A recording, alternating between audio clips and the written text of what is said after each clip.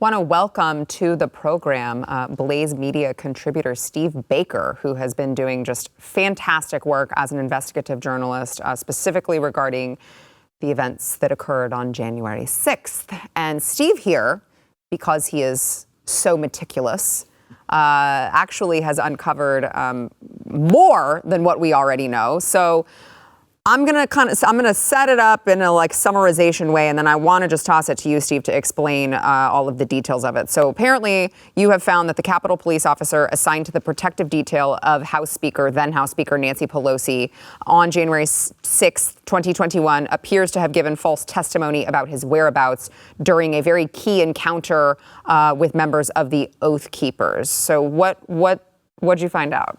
Well, you're like, how much time do you have? Right, exactly. we could go for a couple of weeks here. Yeah. No, it's no more complicated than this. We have a high-ranking Capitol Police special agent with that designation who was the head of Nancy Pelosi's security detail, who was brought in specifically to corroborate the testimony of another Capitol Police officer with shaky testimony himself. Mm-hmm.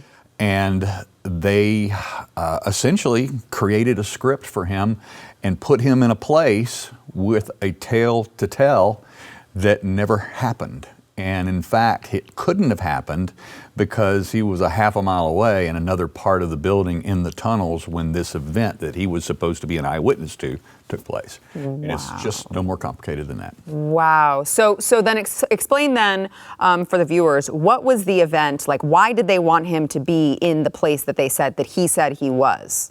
There was a moment early in the trial where the judge and the federal prosecutor, the lead assistant U.S. attorney, Jeffrey Nessler, and it was Judge Maida, they had this interesting dynamic between them it was a year ago yesterday, October 3rd of 2022. And what happened is between this exchange between the two, there was an obvious attempt to suppress some evidence. And the evidence that was being suppressed was the potential release of 2 FBI interviews, what they call 302 forms. And this is the FBI agent's recounting of an interview with this particular officer. And the reason why that they wanted to suppress this, which I learned later when I got my hands on them, which, by the way, are still not public. I still can't release them. I can't share them through Blaze Media or any other way. Why not? They would put me in prison. Why? Contempt of court, because they have never been released. So, but I can explain what the difference between the two is. And this one officer had provided his accounting of what happened to him that day on January 6th about his encounter with the Oath Keepers. And it was a positive telling of his encounter with the Oath Keepers, that in fact they lined up in front of him, they protected him, they held back more agitant members of the riotous crowd from him, except that when they started putting together the case against the Oath Keepers, that had to be changed. Right. So they brought him in for a second interview about 4 months later. That testimony was not only changed to a contentious encounter with the Oath Keepers, but then they also created another event in another part of the building to say that he misremembered and he was confusing the two.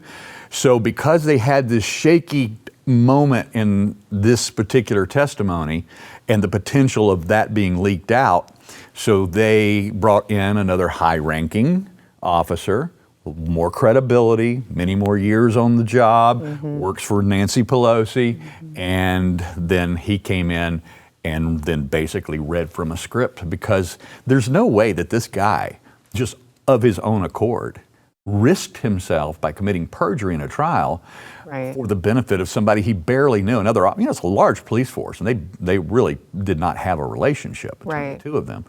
So you say he claims he was in a place where he wasn't, because actually the timestamp on the surveillance footage shows that he was a half a mile away?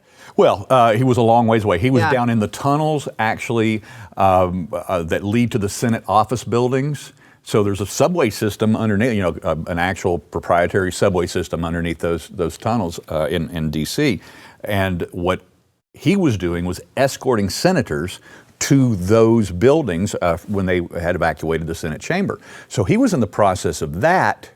And he was all the way underneath the Senate buildings when his radio went off and said, "Shots fired." Well, that was the shot that killed Ashley Babbitt. That happened at 2:44 p.m. The oathkeeper encounter with this other officer happened at exactly 2:44. So that's when it began. So he had to start working his way back, and we were able to track him on the Capitol CCTV cameras. So he didn't even get to the Capitol building side of the tunnels, the actual subway, until 2:48, 2:49. So we captured him there, and then he started working his way. He got to the Senate side. We captured him, we captured him, captured him. So he didn't actually arrive to the area where this encounter between this other officer and the Oath Keepers took place until about 3.5, 4 minutes after the Oath Keepers were long gone. They were already gone. They were gone. What did the head of the Oath Keepers? Isn't he in jail now for quite a long time? 18 years. 18 years. So what does this do to that case? Did you blow it up? Well, it should blow. It should blow all of it up. I mean, this trial should be declared a mistrial. The sentences should be vacated. At the very least, they should be retried without these perjurious testimonies in the trial. And then, of course, we hope that there's going to be congressional hearings and that because look, these officers who are telling lies in these trials, these are the same officers protecting Congress members. Is that who you want on your security detail? Right. All right, so Steve, while we have you here, so we're talking about the potential for a mistrial because of this. I would say, I'm not an attorney, but I would say exculpatory evidence that wasn't shown, right? But this is not the only. This is what's so maddening. This is not the only trial in which we are now seeing, through people like you, investigative, actual journalists who go comb through this footage, that we've already seen multiple instances of this type of exculpatory evidence. I mean, it boggles the mind how much could exist that we still don't have for people who are in prison. That's exactly right. And I can't speak to the legal side of what's going to happen as a result of this finding. I don't know. I don't even know what the courts can do other than maybe get an acceleration to the appellate court there in D.C. Maybe that can happen. I don't know that even the judge over that trial, particularly for the 4 Oath Keepers that were standing in front of this officer where this whole, concocted story happened.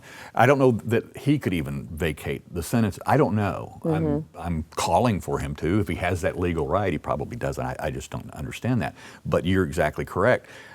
More and more and more is being learned as we get access, but as we get time, because so many of these, particularly the marquee trials, like the Oath Keepers, the Proud Boys, there was 3 different Oath Keepers trials, and of course the one big, gigantic, long-lasting Proud Boys trial. The first Oath Keeper trial lasted 9 weeks. I was there every day for that trial.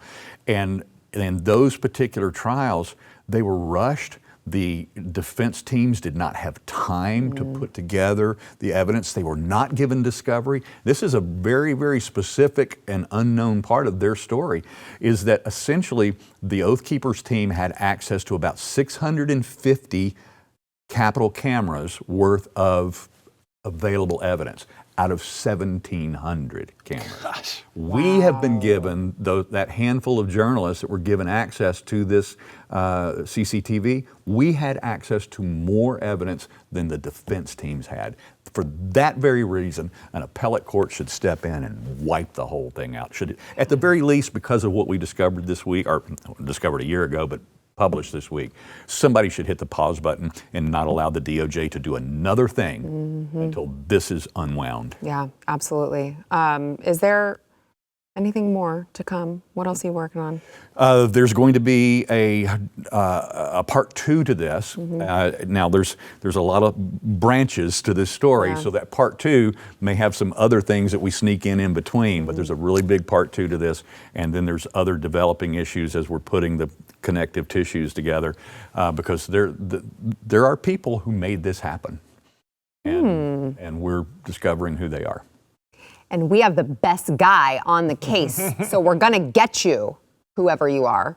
I just wonder, and I mean, John, I want you to chime in too. You're awfully quiet over there, but I wonder, how I just feel so gross about our government. It's just so unbelievably corrupt. Like, how can you comb through all of the stuff that you comb through, see what you see, and have any sort of good feeling about the people who control a lot of our lives and what we do? I'm just like, wow, they really are out to get us.